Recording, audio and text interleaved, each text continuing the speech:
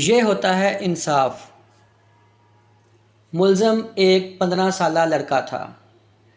ایک سٹور سے چوری کرتا ہوا پکڑا گیا۔ پکڑے جانے پر گارڈ کی گرفت سے بھاگنے کی کوشش کی۔ مزاحمت کے دوران سٹور کا ایک شیلف بھی ٹوٹا۔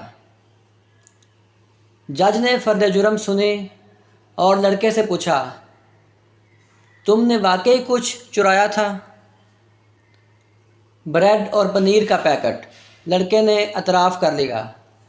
کیوں؟ مجھے ضرورت تھی، لڑکے نے مختصر جواب دیا۔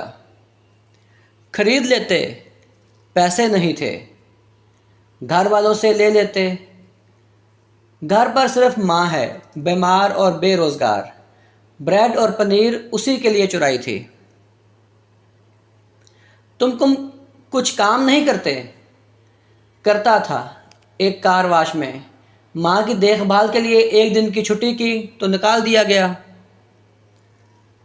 تم کسی سے مدد مانگ لیتے۔ صبح سے مانگ رہا تھا، کسی نے ہیلپ نہیں کی۔ جرا ختم ہوئی اور جج نے فیصلہ سنانا شروع کر دیا۔ چوری، اور خصوصاً بریڈ کی چوری، بہت ہولناک جرم ہے اور اس جرم کی ذمہ دار ہم سب ہیں۔ عدالت میں موجود ہر شخص، مجھ سمیت، اس چوری کا مجرم ہے۔ میں یہاں موجود ہر فرد اور خود پر $10 جرمانہ عائد کرتا ہوں۔ $10 ادا کیے بغیر کوئی شخص کورٹ سے باہر نہیں جا سکتا۔ یہ کہہ کر جج نے اپنی جیب سے $10 نکال کر میز پر رکھ دیے۔